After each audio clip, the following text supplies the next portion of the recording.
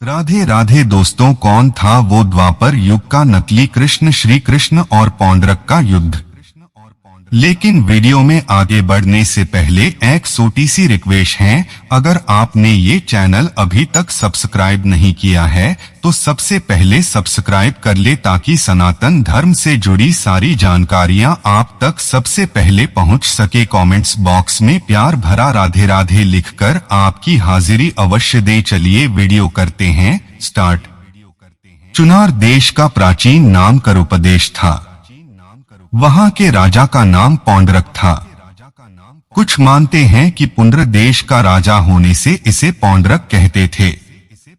कुछ मानते हैं कि वह काशी नरेश ही था। चेदी देश में यह पुरुषोत्तम नाम से सुविख्यात था। इसके पिता का नाम वसुदेव था, इसलिए वह खुद को वासुदेव कहता था। यह द्रौपदी स्वयंवर में उपस्थित था। कौशिकी नदी के तट पर किरात, वंग एवं पुंड्र देशों पर इसका स्वामित्व था। यह मूर्ख एवं अविचारी था। पौंड्रक को उसके मूर्ख और चापलूस मित्रों ने यह बताया कि असल में वही परमात्मा वासुदेव और वही विष्णु का अवतार है, मथुरा का राजा कृष्ण नहीं। कृष्ण तो ग्वाला है। पुराणों में उसके नकली कृष्ण का रूप धारण करने की कथा आती है। राजा पौंड्रक नकली चक्र, शंख, तलवार, मोर मुकुट, कौस्तुभ मणि, पीले वस्त्र पहनकर खुद को कृष्ण कहता था। एक दिन उसने भगवान कृष्ण को यह संदेश भी भेजा था कि पृथ्वी के समस्त लोगों पर अनुग्रह कर उनका उद्धार करने के लिए मैंने वासुदेव नाम से अवतार लिया है। भगवान वासुदेव का नाम एवं वेश धारण करने का अधिकार केवल मेरा है। इन चिन्हों पर तेरा कोई भी अधिकार नहीं है।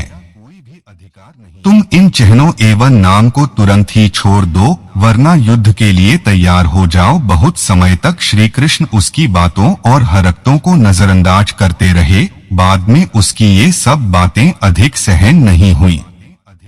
उन्होंने प्रत्युत्तर भेजा, तेरा संपूर्ण विनाश करके मैं तेरे सारे गर्व का परिहार शीघ्र ही करूंगा। यह सुनकर पौंड्रक कृष्ण के विरुद्ध युद्ध की तैयारी शुरू करने लगा।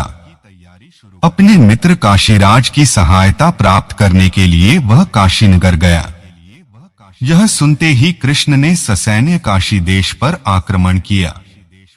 कृष्ण आक्रमण कर रहे हैं, यह देखकर पौंड्रक और काशीराज अपनी सेना लेकर नगर की सीमा पर आए।